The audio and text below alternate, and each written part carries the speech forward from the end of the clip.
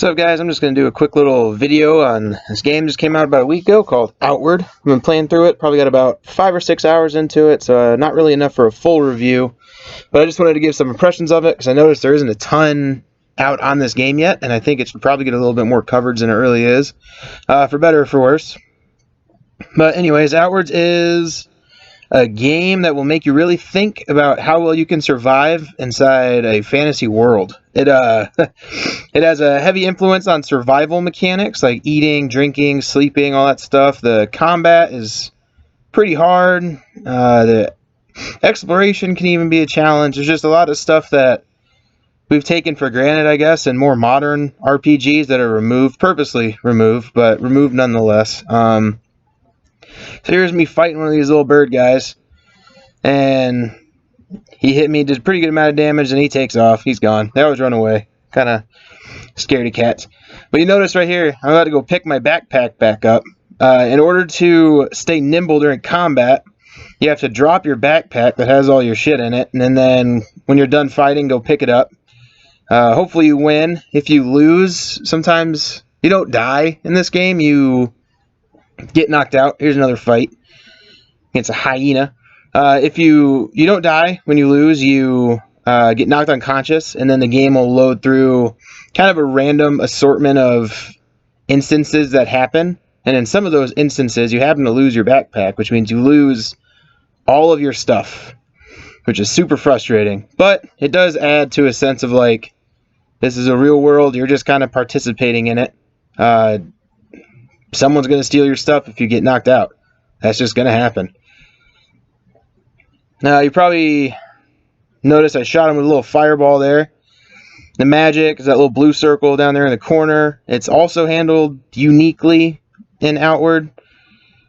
You don't start out with magic. You have to take a special journey to this, like the source of all magic in the world. And in order to get mana, you have to actually sacrifice a certain percentage of your health and stamina. So you start out with a max of 100 HP and stamina, and then you lose 5% of each of those for every 20% of mana that you want. So you have to really dedicate yourself to wanting to be a mage. Now here I'm just kind of going through the crafting. The crafting system is pretty robust, I would say. I actually kind of like it. I don't normally like the crafting system in a lot of RPGs, but I think this game really handles it well. It's simple. Everything's 4 ingredients. You can do a lot of crafting just from your pack, and then if you're at a campfire, that opens up more options. A kitchen or an alchemy station, they all open up more crafting options. Me fighting a lightning shrimp.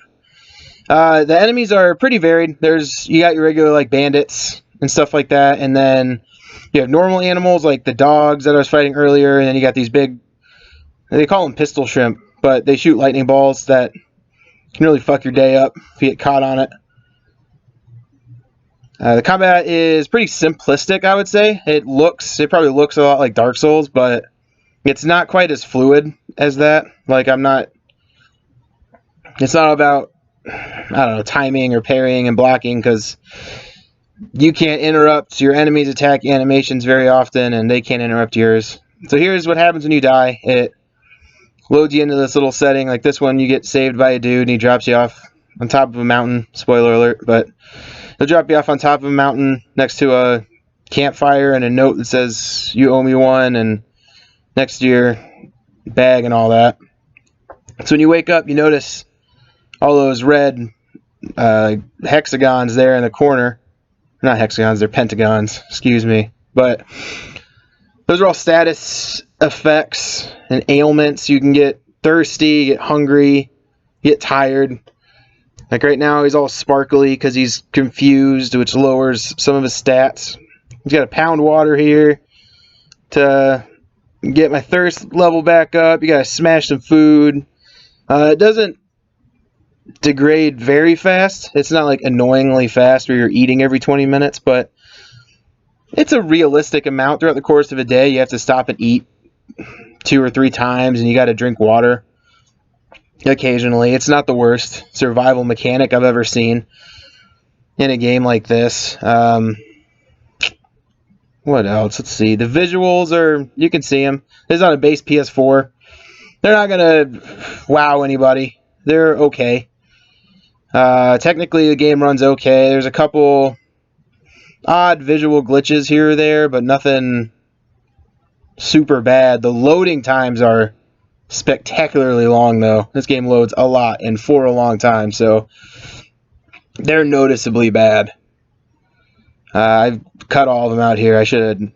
Nah, I don't want to leave one in. They're really boring. But it's like 20 seconds of loading, at least, to go into any new area, and it's really kind of frustrating, especially when it load. Like if you die, right? It takes like 20 minutes to load, and then, or not 20 minutes, Jesus, 20 seconds to load, and then it puts the little card up to say what happens, and then it loads again, and then you wake up.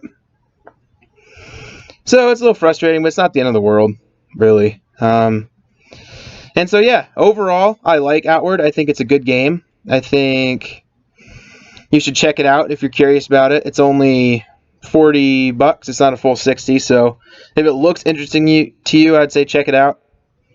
It's a pretty good game, I think. It's a little rough around the edges, but if you can tolerate that, I'd say give it a shot.